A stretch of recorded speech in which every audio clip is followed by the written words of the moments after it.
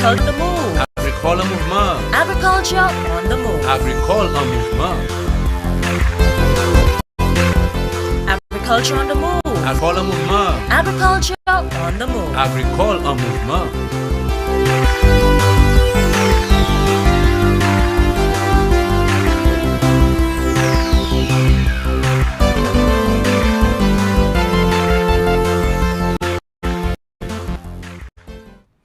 Good day again to you viewers, and welcome to the program Agriculture on the Move.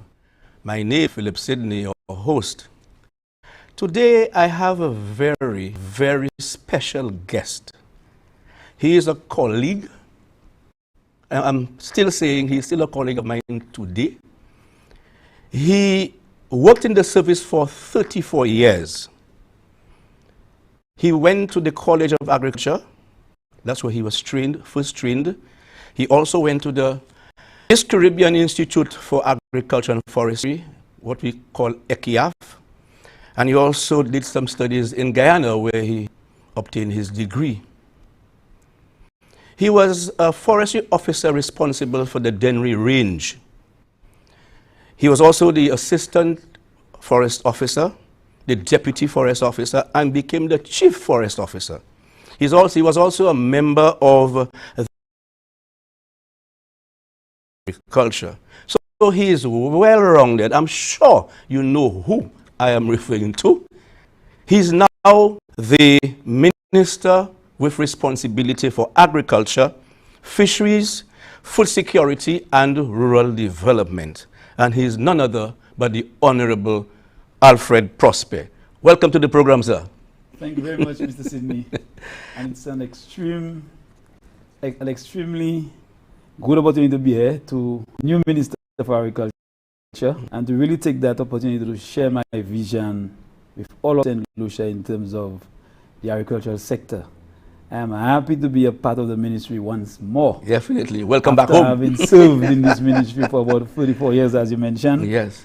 And in my capacity as minister, my responsibility is really oversight and policy in terms of moving the agricultural sector forward. Definitely. So it's a wonderful opportunity to be here, and I look forward to a very good discussion. Great.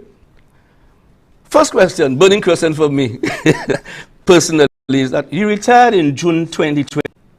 I know, for example, persons who have retired, they look forward for, going into their own business. I know you also a farmer. I'm sure you had vision doing consultancies and moving forward. But something changed along the way, and then I have interviewed you here on different capacities in forestry. But here you're back at home at the helm. You're the minister. How did that happen? Well, that's a very good question, Sidney, and you are not the only one asking that question. Mm-hmm. But it's really about service to the community. Right. I mean, I served in the Dennery community for many years, and from a young man, I have been involved in community life, serving in so many different organizations and groups, all in an effort to uplift the community of Dennery. Okay. Now, I got interested in forestry simply because of my passion for the environment.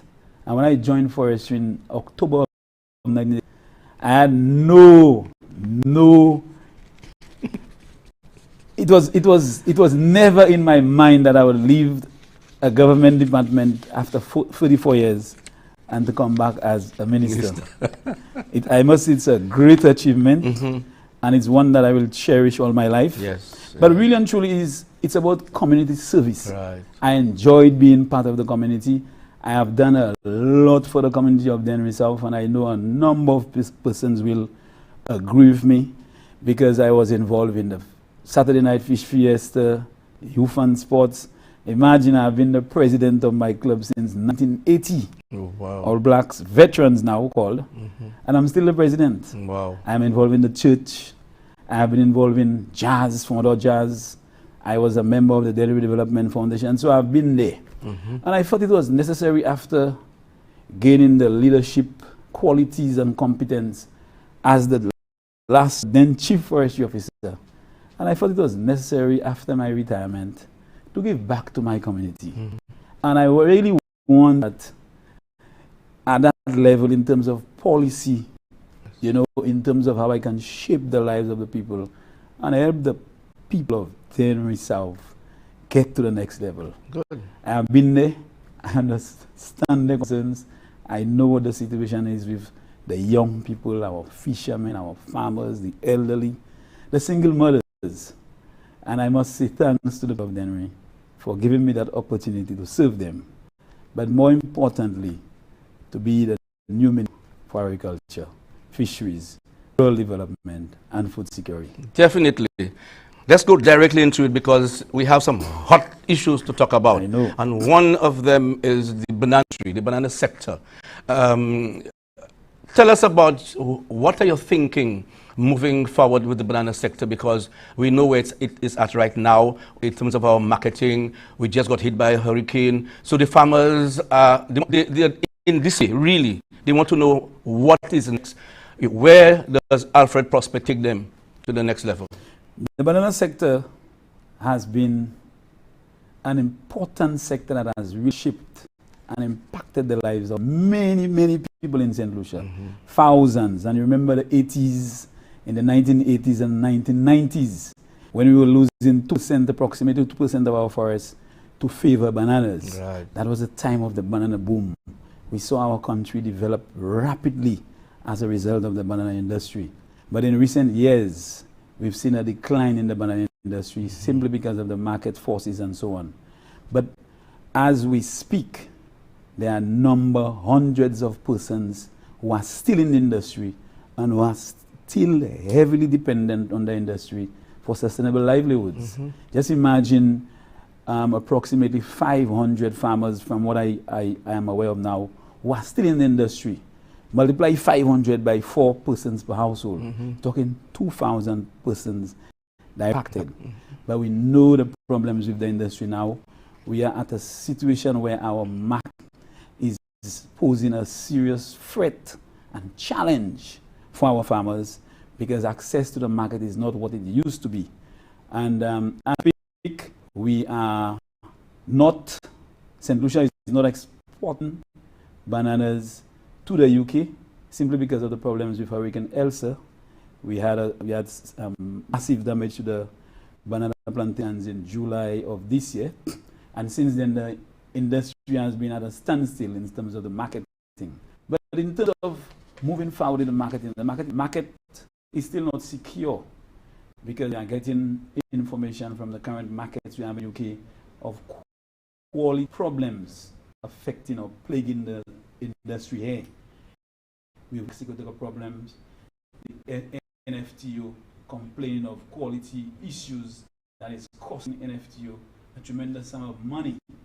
You've heard the farmers complain of not being able to sell all the fruits when they are ready for harvest simply because of the quota system. But I want to go further by saying I am so happy that the Taiwanese government has been giving tremendous support to the banana industry through the BIP, Banana Productivity Improvement Project. And they have been assisting our farmers in terms of quality, drainage, pest and disease control, irrigation, which I think has had a massive positive impact on our farmers. Had it not been for the BPIP, I don't know where this industry would be now. So it's important that we continue to place tremendous focus and emphasis on the industry because we know how important it is and how it will impact on the life of the farmers. But the industry in terms of the marketing is very, very now. And in the next few weeks, a small delegation from the ministry from Centre will be heading to England to re-engage markets like Salisbury, Waitrose, who is a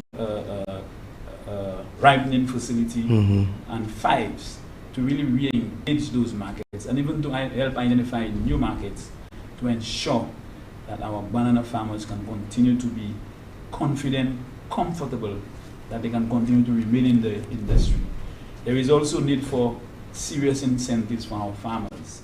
We are seeing an aging community, and we really think that there is need for incentives for our banana farmers in terms of support, for example, irrigation and support for farm inputs, farm labor. You know, farmers, especially our banana farmers, are complaining that the cost of farm inputs is increasing really, really quickly. Yes. And it's putting strain on them in terms of helping them achieve a high profit margin.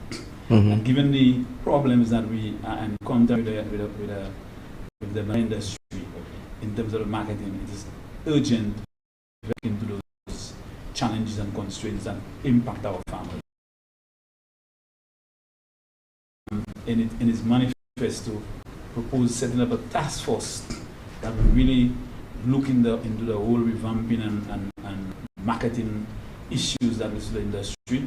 I'm in the process of getting this task force set up, not only to look at the UK market for bananas, but try to see whether we can identify and penetrate the regional market so our farmers can feel comfortable and we will all in an effort reduce farmers' frustration and ensuring that they continue to remain in the banana industry and to earn what they rightly deserve from the banana industry.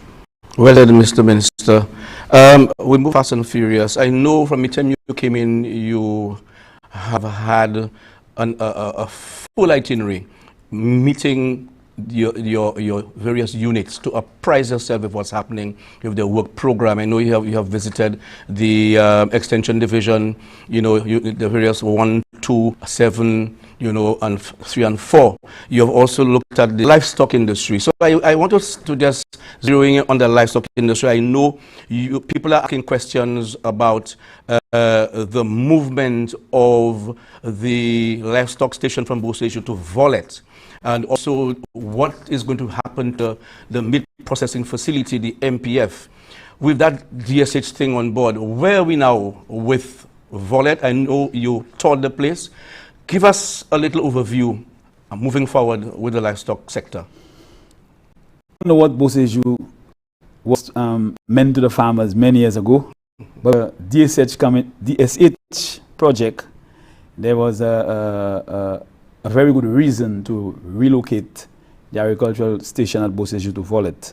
And it was a wonderful opportunity for me to visit Volet and to really get an understanding, familiarize myself as the new minister in terms of what's happening. And based on what I saw, I can tell the livestock farmers there are lots of good things in place for them, because it's all about creating a commercial livestock enterprise in St. Lucia. We know that we are importing high quantities of meat, especially pork and chicken in some cases. And it is my view that the livestock station at Volet will help tremendously in St. Lucia reduce on imports such as meat and especially pork and so on. What I like about Volet is that when I went there, we are due for a break. We'll come back to Volet and the livestock sector in a second. You're watching Agriculture on the Move. Stay tuned. We'll be back soon. Don't go away. What's in the food you're eating? Do you really even know? All the chemicals and hormones used to accelerate their growth. All the artificial flavoring, sweeteners and colors too. We consume and we don't spare a thought for the damage that they'll do. No, think about the children. Think about the children. How will we save them? Chemicals and GMOs are not the solution. Use organic and joy.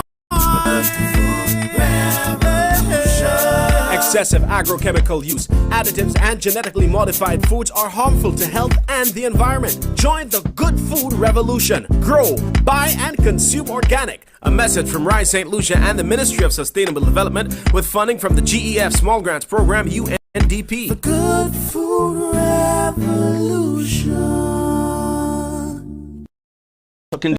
Hotspot. To the program, Agriculture on the Move. With me again is Mr. Alfred Prospere, who have the responsibility for agriculture, fisheries, rural development, and of course food security. A while ago, Mr. Prospere, we were talking about the livestock sector. We talk about Volet. A lot's going to be happening at Volet. I know they have approximately over 100 acres of land that was purchased there for that purpose. So tell us a little more moving forward with Volet and the benefits of the farmers going to get from Volet. Very good. And what I was impressed with is when I visited the place and I saw the area where the whole Volet be. Yes. And those piglets will be sold to the livestock farmers, where they will rear those piglets, and at the end they will get an opportunity to sell to the meat processing facility. Right. Yes. Now the meat processing facility, we all know the issues relating to the meat processing facility, and the ministry did identify a new area in the Mabio Valley where the meat processing facility will be located. I think this processing facility, if it is constructed, it will tie in well with the whole Volet livestock production and the meat processing facility. But it's my view now, as the new minister, it would be best if the meat processing facility would be located within the Volet site. You mentioned 101 acres of land that has been acquired for Volet. Right. I would prefer that farmers come in, they sell to the meat processing facility, but at the same time they can buy the piglets and get back to the farm and do it. But again, there is room for discussion on that. Right. But I think it's an excellent opportunity to allow our young persons interested in livestock production to come in as well. So they would start by not having to wonder whether they're going to get the small ruminants, the piglets and so on, but they can get that facility, that available right there at Volet. I see great prospects for Volet, and I see a growing livestock industry in the coming years. Definitely. Our next hotspot is the fisheries sector. C'est pêcheur. C'est pêcheur, yo vlitan ki sa ou ni en place ba yo. Kou sa vous sorti en denri. C'est pêcheur gabol.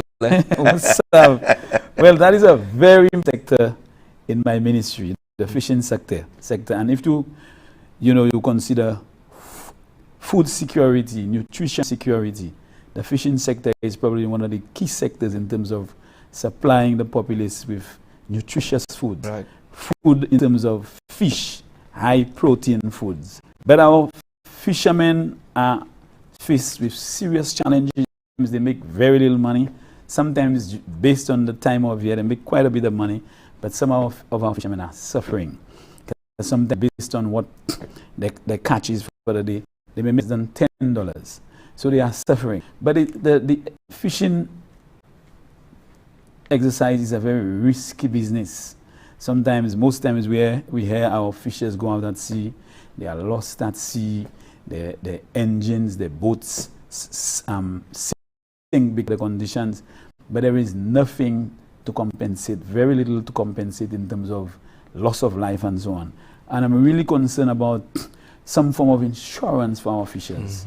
You know, when a life is lost at sea, the family members can benefit.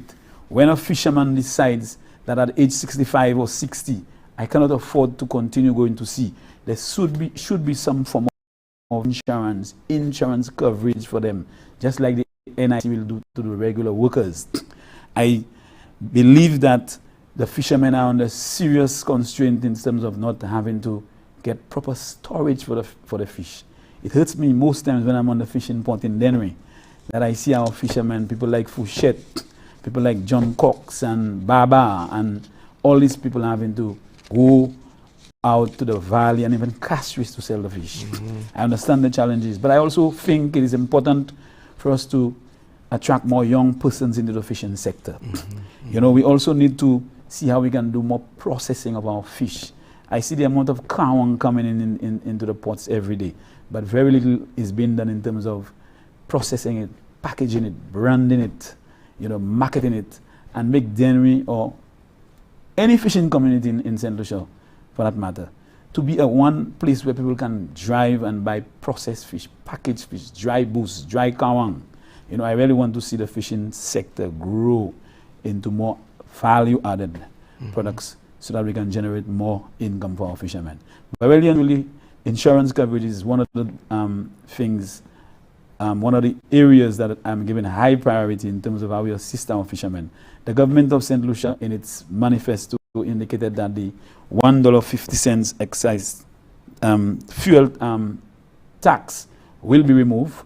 So that will be an ease for our fishermen, because that will be able to give them some latitude in terms of benefiting more by reducing or removing the $1.50 tax on gas or fuel for the fishermen. But it's really a very, very, very important sector, but it's also a set of lots of challenges, and it's one of the sectors that I will be giving a lot of attention in terms of attempting to address most, if not all, of the challenges that they currently face. Yeah. I know you may not be able to maybe answer that question now, because I know you're just getting your feet wet as far as the fishers are concerned with the marketing of their fish, which they're having a problem with at this point in time. So I don't know whether you want to touch on that, or whether you would probably at another setting we will discuss that. But I know marketing is a serious issue for the fishers. Marketing is a serious issue, and we know what has happened to the St. Lucia Corporation. That corporation was leased to an individual in March of 2019, and the responsibility of that private company was to buy all the fish that is produced by our fishermen or landed by our fishermen in St. Lucia. But I know there are serious challenges impacting on the company as we speak, and more importantly, because of COVID, there are other serious challenges that I would prefer not to mention now. And I have engaged the director of the company, and we've discussed a number of the challenges, and I hope as soon as possible we can provide some level of assistance to the company, because fish marketing is very, very important to our fishermen. You cannot have our fishermen landing hundreds of pounds of fish each day, and they have problems selling. So this was the whole idea of privatizing the company, because government felt that it was very often having to pay fishermen money every time because of the fact that the fish was not selling, and the fishermen had to wait a long time to get money, and it was kind of a lot of frustration. Right. So the Fish Marketing Corporation, the intention was to really address that, but I do not think at this time this has been adequately addressed, but I'm hoping that in time to come, this problem will be a thing of the past. Definitely. Let's move to crops, because we need to address our crop farmers, especially in this COVID period. You are aware of the 7 Crop Project, which was implemented about 3 years ago, and I must say I was one of the drivers behind that project. You know, I'm happy that it got implemented, and we have seen success. What say you of that project and moving it forward? This project is an excellent project, and this project started when I was still the Chief Forestry Officer. I think the whole of the strategy and approach to that project is excellent, because the whole objective is to reduce on our food import bill. I think as a small country like St. Lucia with approximately 180,000 people, we should be more self-sufficient in the production of our crop needs.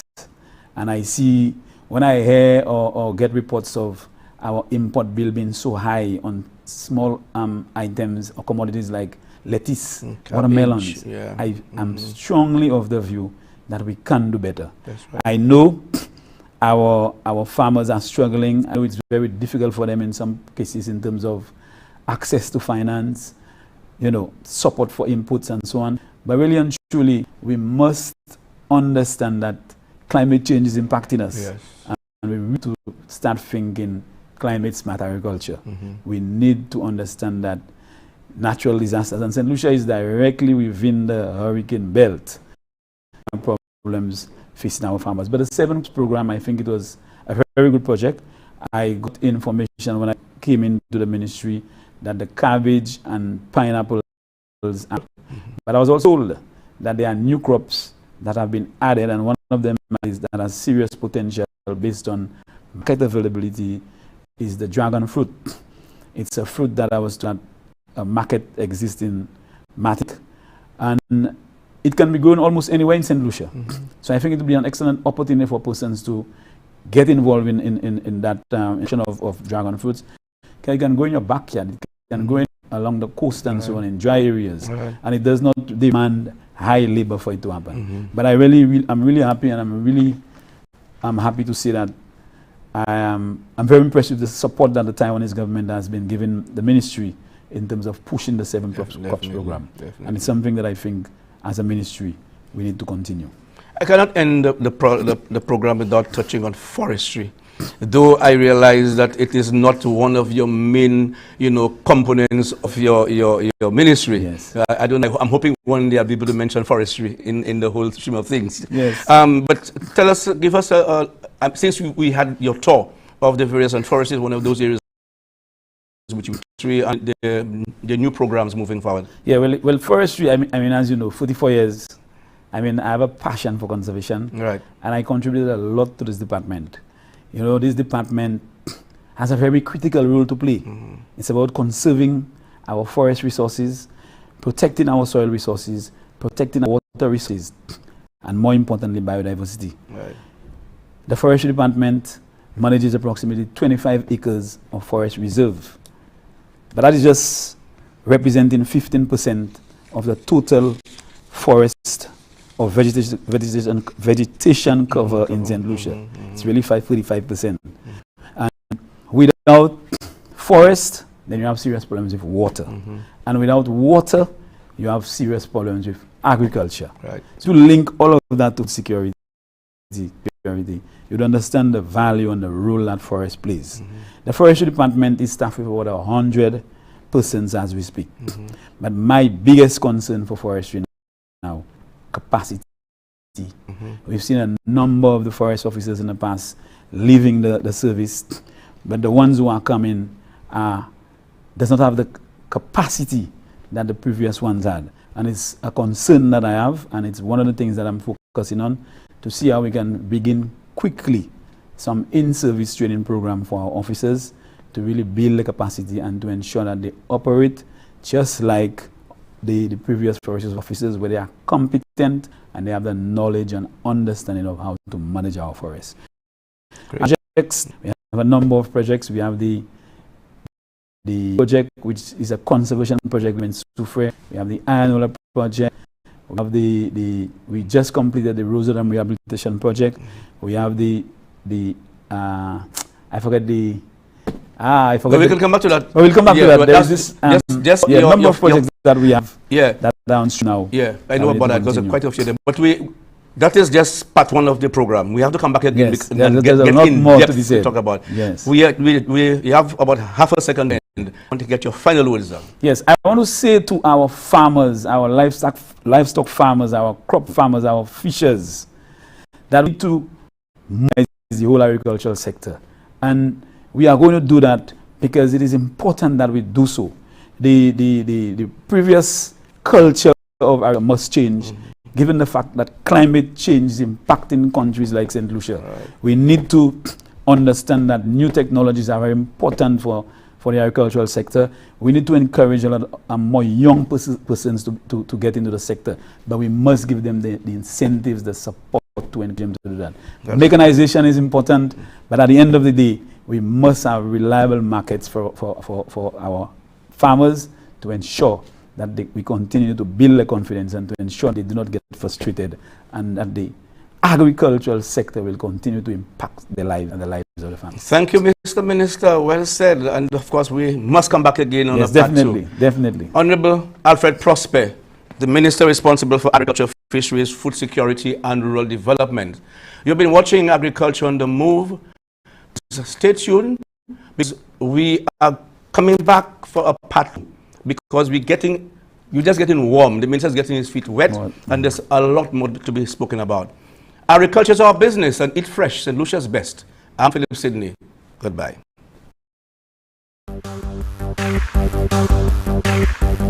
Agriculture on the move. Agricole en mouvement. Agriculture on the move. Agricole en mouvement. Agriculture on the move. Agricole en mouvement. Agriculture on the move. Agricole en mouvement.